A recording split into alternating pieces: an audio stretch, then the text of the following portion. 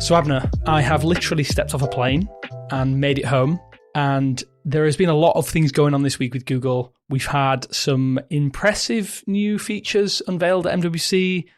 I've seen some cool stuff. You've seen some cool stuff, maybe from afar. What do you think so far of the presence of Android at MWC? Was wild in terms of how much news there was. They're starting at MWC, but I think literally the thing that kicked us off this week was Google announcing that Gemini Live is rolling out this month, and they gave you some demos at MWC in Barcelona. They did, yeah. Astra within Gemini. What's the exact name phraseology for it? The technology is called Project Astra from DeepMind. It is their project to make a useful real-world assistant. The actual features are screen sharing. You get to share your screen with Gemini Live. I think we'll just call it Gemini Live screen sharing. And there's Gemini Live video sharing, where you get to send a camera feed to Astra and ask questions. So I think that sounds very much like that world-facing camera that you've always kind of envisaged. And absolutely. And it's kind of low-key what Humane tried to do. They folded like last week. But yeah, it's the world-facing camera. You get to look, you get to point your... It's like, in so many ways, it's like Lens, but in real time. And then you get to ask questions in real time. What you can do with Google Lens today is you basically record a video, and then you ask the question, and then that's it. It's a one-shot interaction. But with this Gemini Live thing, you get to capture video of the real world. Honestly, I think what people are going to find a bit more useful is the screen sharing capability, which you'll access from... You activate the Gemini overlay, and then there'll be a button above the Ask Gemini field to start sharing your screen. And then you can scroll and ask questions. And how is that in use? Okay, here's the thing. So I saw a very on-rails demo for this. Yes. And the demo was impressive of how it worked. Obviously, I understand that there'll be certain, like... It takes you down, like I say, an on-rails route. It's almost like being on a ride at Disneyland, that kind of thing. And I tried to, during the demo, I actually tried to ask them, can we do that again? Not so much for just any reason. I kind of wanted to see what would happen if I asked the person who was the demonstrator if they veered off script or anything like that. And it managed to handle it quite well, all things considered. The demo that they showed with regard to the Astra was, I mean, I don't think I would do it. It was something along the lines of, I think it's even in Google's press release for this. It's like, what glazes would you choose for a specific interior design style? I get it. It's kind of cool, but I think that with regards to that, I would use that more for like cooking and that kind of stuff. Like what can I make with these items in the fridge? But the screen sharing demo, they didn't actually show me that in person. That was just what was available at the press release. They talked about it, but they didn't actually show it. Interesting. At least as far as I can remember. But bear in mind, it's all been a whirlwind this last couple of days, so it may have. So apologies if that sounds stupid, and I do come across as quite stupid on this podcast most of the time. The screen sharing thing to me feels very much like Circle to Search on steroids. Absolutely. Like a really big step forward. Yeah, it kind of feels like you would get the context from things, or like you could ask questions about the screen sharing, but I'm excited to see it roll out and test it properly myself. I know that Google's going to get that real-time data feedback that they probably need for these features as soon as it hits devices. But did they didn't really give me any sort of true indication as of a specific date. They just kind of said end of the month. Yeah, I know that's so maybe that implies a big Gemini. Well, this by itself is a big Gemini update, so. Mm-hmm. It's coming first to Gemini advanced users on Android subscribers. This was due last year officially. It was previewed at I/O in May. Google said it was coming by the end of this year, by the end of 2024. We missed that, and now it's coming in March. Honestly, I thought this was going to be the main I/O announcement for Google, or like the feature that's available day one of I/O. So to me, this is coming in I'll interject early. you there. What if that is? What if they do it for free users? What if they say I/O free users? Maybe. Yeah, that sounds right. That does sound right, and that gives people, they get to improve the experience in the next few weeks, and then something a bit more solid day of I/O. Yeah, that's a good point. That's a very nice try our new stuff immediately. I'm actually excited for you for this because I know that you're the kind of person who your dream product is something related to Google's AR glasses, Google Glass, that one-day video. This is what I genuinely think. I feel like this is going to be the first steps into helping create that consumer grade product. I can't even say it. Create this consumer grade product by basically allowing people to effectively test drive it in not in a whole day scenario, but like those individual incremental phases. So Google will get this probably some anonymous data feedback and be able to work out, okay, did this work well? Did this work well? And and have a huge potential test base before they eventually, or somebody eventually has this product that I know that you were lucky enough to test it for yourself, and I'm very, very jealous of that. And it did feel like that in the even in the demo. Like I say, closed demos are not always a great way to ascertain what something's going to work like. But like I say, I wanted to try and keep the demo people on their toes, and I know they weren't very happy about it. But I said, can you do that again so I can get a recording of it? And I think it kind of just threw them off, but it still managed to do. I mean, it was a similar demo. Don't get me wrong, but I kind of would have liked to ask some questions myself. But Gemini was really responsive. The camera seemed to pick up things really quickly, and I asked for some of the other options that we could have done, but sadly we didn't have enough time. But as soon as it's out there, I guess we'll know for certain. But it felt like one of those things that you see and you're like, it might not necessarily be the huge thing right now, but I can definitely foresee it later down the line, helping develop those products. Yeah, and I think screen sharing is the key there, and. Yeah, I think, it's just, I don't know. It's like you said, circle search and steroids. That's what people are so familiar with right now. And I think I just think that's what people naturally gravitate to over the camera.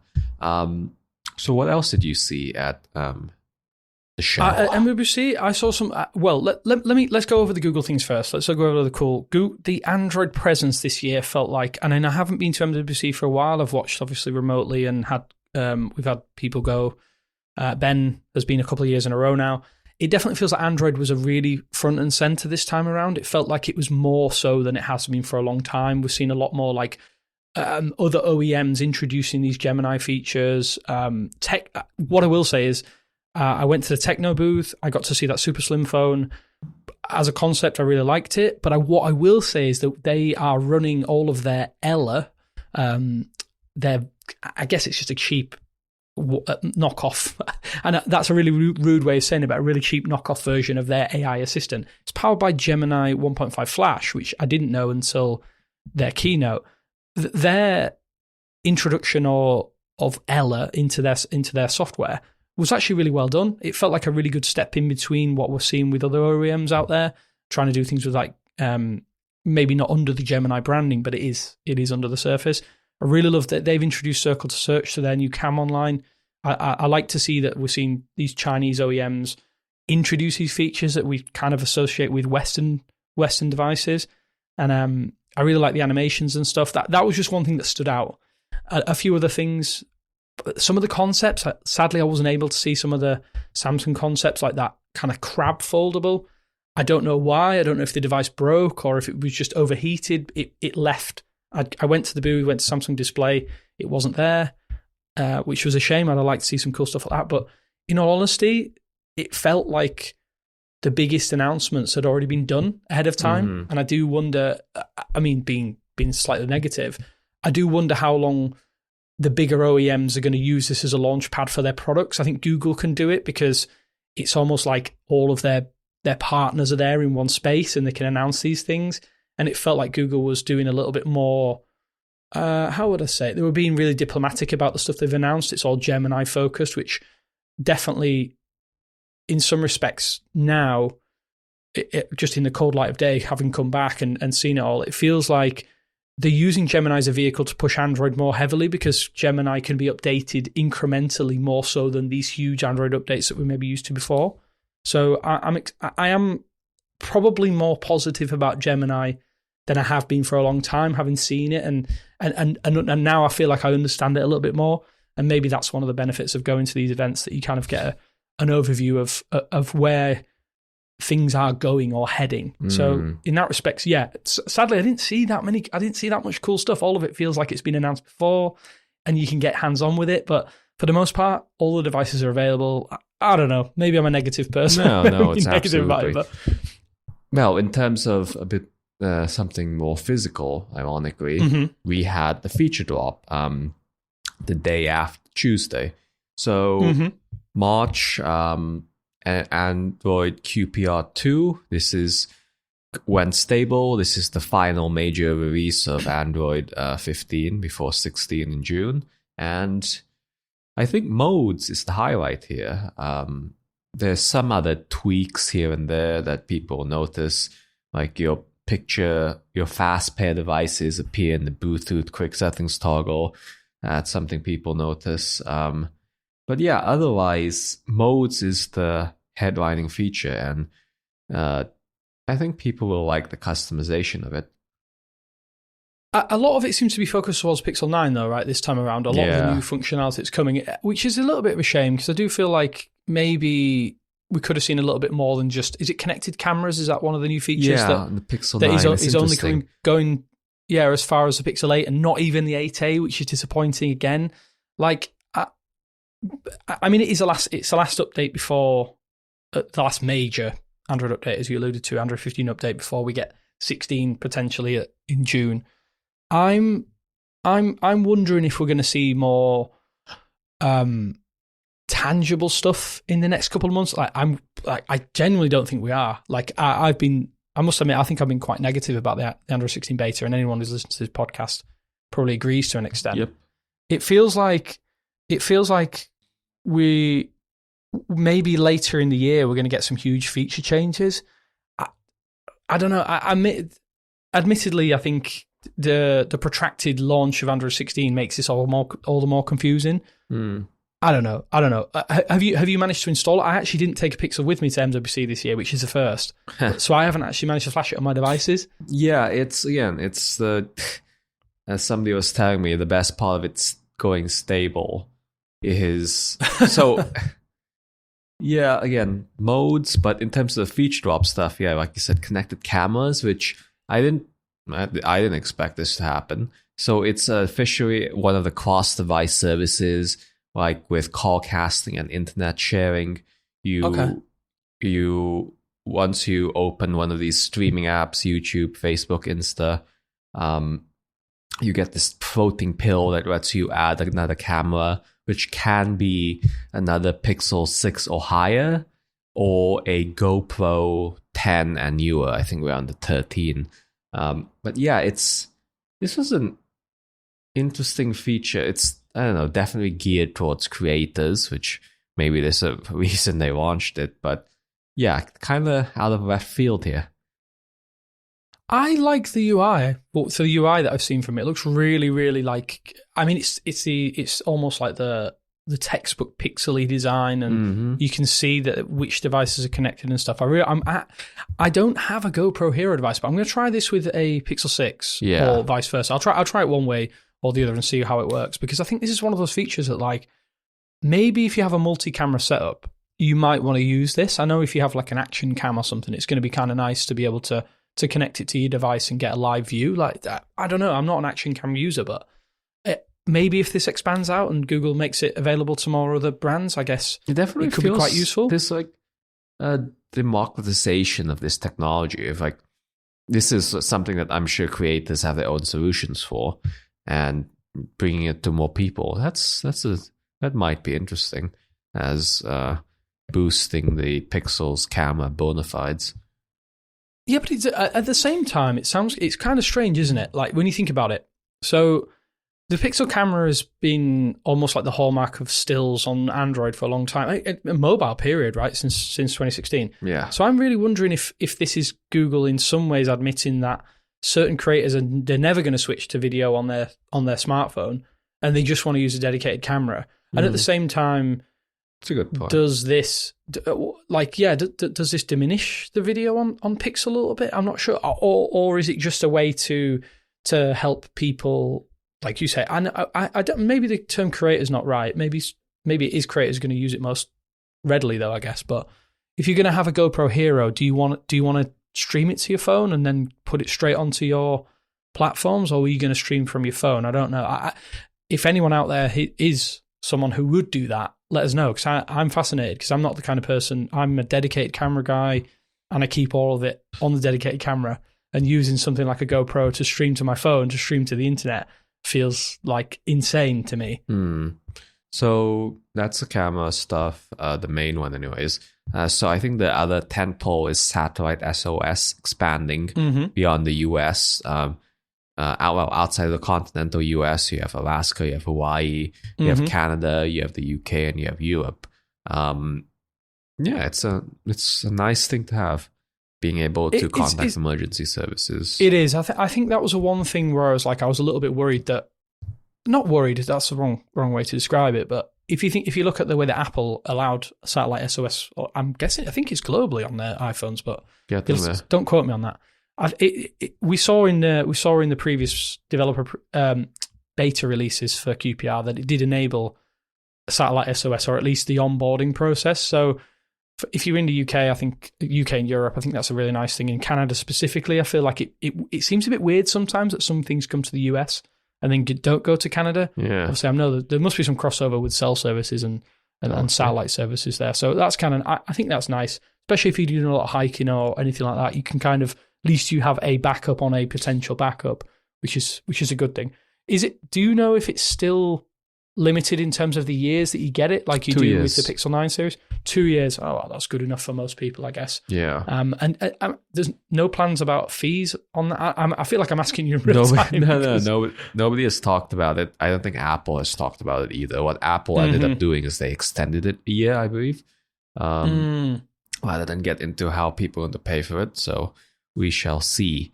Emergency SOS and I think scam detection in Google Messages and Google Phone is probably the next big tentpole. It's pretty straightforward. And I've seen people excited by Pixel Studio getting the ability to generate images. It's obviously live in Gemini right now, but I do think that a dedicated app is so much better. Yes. Yeah, well, I mean, you mean generating images of people there? Sorry, you didn't allude to that.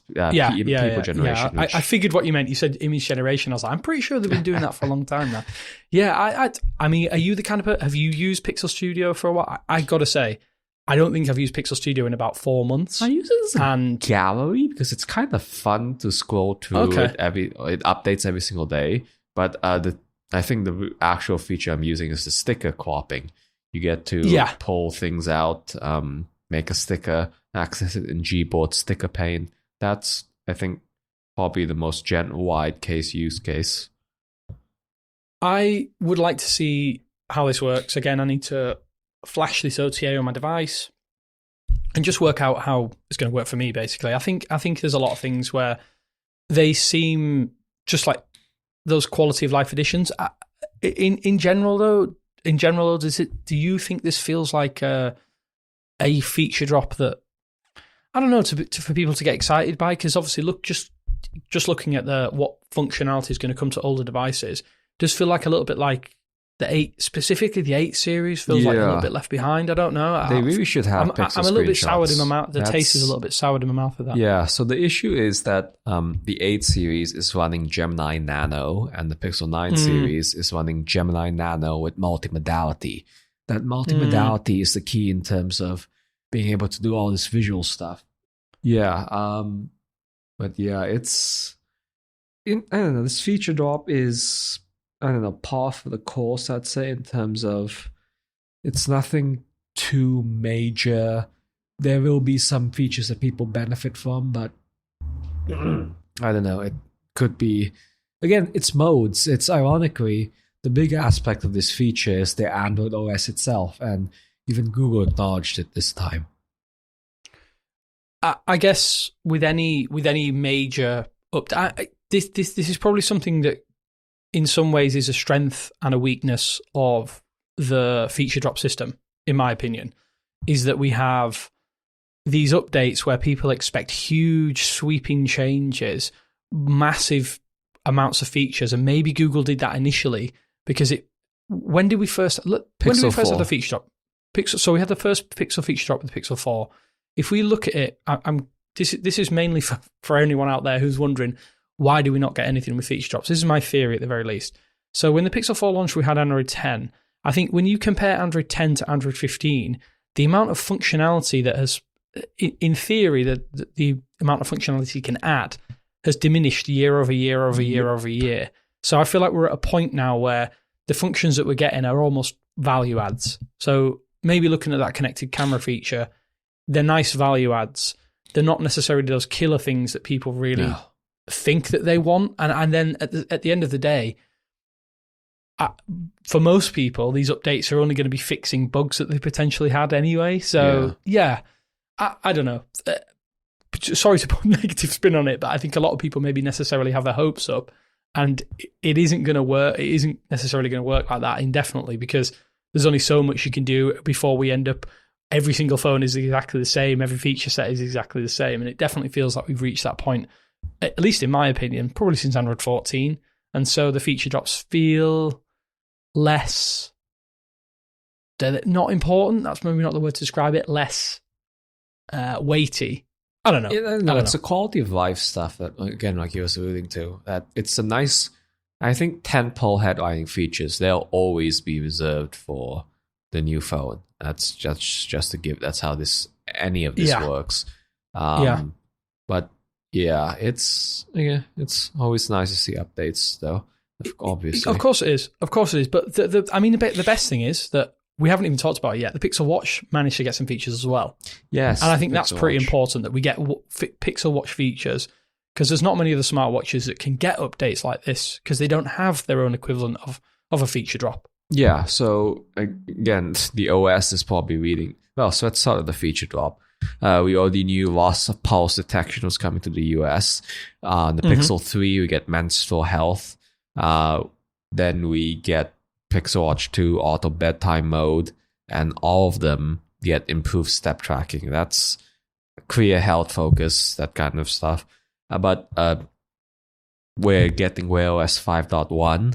It's a pretty weird rollout in that it's not coming, it's only available for the Pixel Watch 3 and Pixel Watch 2 in Wi-Fi right now. They haven't released any of the LTE model updates or the original Pixel Watch. They will all be getting OS 5.1 eventually, but just not yet. And I think we've seen some tweaks here and there, but bringing it to Android 15 feels like a nice modernization. It's no longer a year behind, that kind of thing. So 5.1, it's probably laying the groundwork for some upcoming other stuff. It doesn't appear that any media apps, streaming apps, take advantage of the on-device speaker yet. So I'm curious to see how that will work. Do you think you would use that? Okay. I'm laughing because I know that you probably would, and I know I 100% would never blare YouTube Music or Spotify or whatever it is out of my watch screen. Okay. Because I remember testing it with a third-party app, and it sounded horrendous. Okay, so yes, I've used it on a Galaxy Watch 4 the fact you're able to load MP3 files to the Galaxy Watch 4 is on our Galaxy Watch is remarkably amusing to me. And I did use it to play music while on a hike once. Yes, it sounded tinny, but it was there. It was nice. It was better than the phone in my pocket, I guess. But yeah, so the thing to keep in mind with this, it's battery intensive. Speakers they're just battery intensive, and You don't want to do this all the time, but I don't know, it might be nice in a pinch when you just need sound. Yeah, I mean, you're probably getting at a wider problem, I guess, with smartwatches in general. I know, and I've taken the odd call on my wristwatch, but it always sounds horrendous. It looks foolish. They never sound up your good. wrist, up your. It looks it weird. does. Sometimes it's nice if you're like I've done it on a bike before, which is kind of nice because you can kind of like do it. It's less. It feels less dangerous. Is that the way to describe it? It probably is less dangerous. You can kind of like speak into the wristwatch, and sometimes getting feedback from maps was kind of cool, but the speakers are so bad. So maybe that's something that this might help benefit as we move forward. Like we'll get different hardware, better speakers, but I disagree anyone should be listening to music out of the wristwatch unless they really have to. I'll allow you the hike one because you're probably isolated and there's no one around you getting annoyed by it, because there's nothing worse than someone blaring music out of their phone on like public transport or whatever. They're the worst people in the world. So you became one of those with your wristwatch. Luckily the speaker wasn't good enough to kind of drown out the nice surroundings, I'm guessing. But I'm surprised about the loss of pulse function. Is that's already? Am I right in thinking that's already available in the UK? Yeah. It's well, touch wood. Like all of the luck in the world, I'll never ever have to worry about that function being activated. But I guess it's kind of strange. Was that something that was related to FDA approval, or? Yeah, it's just I don't know why it took so long, but we finally have it. But yeah, I guess the other thing to talk about the Pixel Watch is how it's now Google. Well, the last update was in November, and Google previewed that it won't be coming until March, and the next one is in June. So they're confirming that Pixel Watches are moving to a quarterly update cycle, which does make sense because the security aspect of these updates, monthly updates, there's not a large attack vector or anything like that. So just switch to quarterly. Maybe it allows Google to do more testing, less bugs, that kind of stuff. So quarterly is fine. I don't think. I think it makes sense for a smartwatch to do quarterly updates, specifically the Pixel Watch. If it means we're going to get bigger updates, obviously you mentioned it slightly earlier that going from Android 14 to 15 is important. If it means that potentially there's more time in between these updates for the dev team behind Wear OS to work on it, I think that's a really good thing. And I hope that I hope that we get more robust updates like this one potentially, because I know that there's a lot of Pixel Watch owners out there who do worry that when are they going to get updates until and all that kind of stuff. Yeah. And maybe it does. I mean, this is just me spitballing. I wonder if this means that the next generation, I don't know if this generation will be included, like the 6 and 7, might mean longer support windows. I don't know. Just something I would like to see. It comes maybe, down to the processor, because the thing to keep in mind is that these are still constrained. These chips aren't as good as smartphones. I think it's still running 32-bit or something like that. These chips, I think, I don't know, Wear OS, I think the big update in the distance is, yes, Qualcomm, I don't know if they can bring their Alliant cores down to a smartwatch yet, or whether it's financially feasible to make sense to do that. We're still probably on generic ARM cores, but I think that's like in the long-term future that could be exciting. And I think, I think we're overdue for a new Qualcomm chip actually. Wear OS feels chip. like it. It definitely feels like it when. Potential. I mean, I'm wearing the OnePlus Watch 3 at the moment, and that definitely feels like the Pixel. Sorry, not the Pixel Watch. It feels like the OnePlus Watch 2R, but kind of supersized and made some improvements in specific areas. So, yeah, performance. I think performance since the Snapdragon Wear W5. That's what we're on. I managed to get that one on. Good. And the W5 Plus, they feel very, very, very good anyway. But it'd be nice to see just an uplift so that we get a bit of future proofing. But yeah, great to see that the Pixel Watch is getting updates with this feature drop. I think it makes sense to have feature drops every time. Like I say, those 4 times a year. Do people want extra features on a watch? I don't really know. I feel like I only use my smartwatch as a basic fitness tracking tool and for a notification bridge. Yep. So yeah, interesting to see. I thought you'd have Gemini on the list, but I guess okay. Gemini, replacing Google Assistant on the wrist is probably pretty straightforward. Maybe the most exciting thing we get is access to extensions, which have been renamed to apps this week. It's neither here nor there, I guess. But yeah, I kind of thought that would happen by now, but I guess it's a Pixel Watch feature at this point. It makes sense to be. But temper your expectations on what you can do with Gemini on your wrist. At best, you get extensions / apps. At worst, it's just a rebrand, a new icon, that kind of stuff. Yeah, perfect.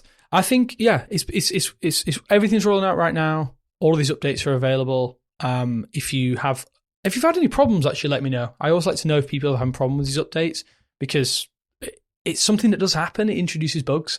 So if it's resolved some of your things, I know that there's been quite a few things resolved with this particular update as well, with the February bulletin. March. I'm going back in time. I'm not wishing the time away. I'm not wishing we could go back. But yeah, hopefully it has improved your experience with the Pixel. I think for a lot of people, Pixel 9 series devices, it's great to get new features. I do feel sorry again a little bit for Pixel 8 series, specifically those that maybe picked up the 8 Pro at the end of last year and we're now getting this shunted release cycle. But yeah, I don't have anything else really to add. That's it. I think we've had a really nice dive into these updates. This has been a whirlwind week for me, straight into the podcast, straight into telling you about these updates and what Google is doing currently industry-wide. I want to say thanks for listening and joining me this week, everyone. This is Pixelated 44. Thanks again to you as well, Abner. It's always nice to spend time with you and speak to you. But yeah, thanks for listening. I'll speak to you soon. See you next week. Bye.